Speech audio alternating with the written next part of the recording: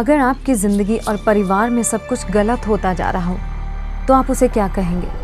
खराब किस्मत या श्राप? अगर आपको बार बार अपने घर में सांप दिखाई दे रहे हो तो आप उसे क्या कहेंगे?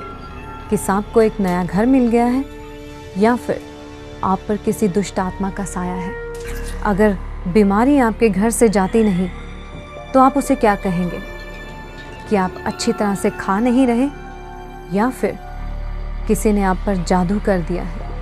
क्या आत्मिक दुनिया की एक काली सच्चाई है जो आप पर असर डाल सकती है? क्या आज भी जादू टोना होता है या फिर ये सिर्फ पुरानी कहानियां हैं? आत्मिक दुनिया की कोई जगह नहीं होती, लेकिन ये हर जगह मौजूद होती हैं। आप इन पर असर डाल सकते हैं या इनके द्वारा प्रभावित हो सकते हैं। उन कामों के द्वारा जो हम अपनी दुनियावी और शारीरिक दुनिया में करते हैं।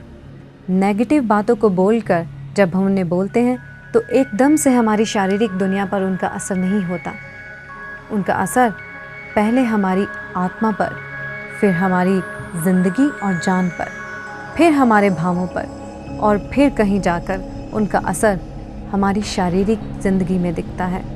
उदाहरण के तौर पर अगर हम किसी को निकम्मा कहें तो इसका असर धीरे धीरे उन पर हो जाता है अगर वो इन बातों को अपनी ज़िंदगी में मान लें। कुछ शब्दों का असर ज़्यादा होता है, कुछ शब्द ज़्यादा ताकतवर होते हैं क्योंकि वो दुष्ट आत्माओं के प्रभाव, उनकी आज्ञा और उनकी ताकत के द्वारा बोले जाते हैं। कुछ श्रापों को हम अपनी ज़िंदगी में खुद ले आते हैं अपने कामों के द्वारा।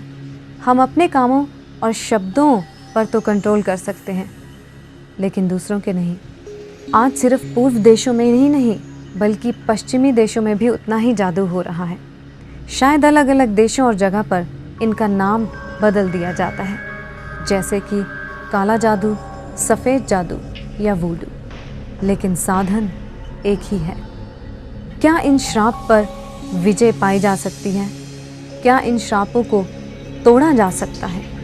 क्या दवाइयाँ, पॉजिटिव थिंकिंग, परिवार का प्यार या फिर एकता इन चीज़ों को पूरी तरह से ख़त्म कर सकते हैं? श्रापों को आखिरकार पूरी तरह से आत्मिक महाशक्ति के साथ ही तोड़ा जा सकता है, सिर्फ एक के द्वारा, जिसमें सारे अधिकार और ताकत की सामर्थ्य है, जिसने इन सभी चीज़ों को शर्मिंदा करके इन पर विजय पाई है क्रूस के द्वारा, जिसने अपने लहू और क्रूस के द्वारा सभी श्रापों पर जीत पा ली है, जिसके नाम से सभी दुष्ट आत्माएं भाग जाती हैं, जिसकी हजूरी में सभी बुरी आत्माएं दूर रहती हैं।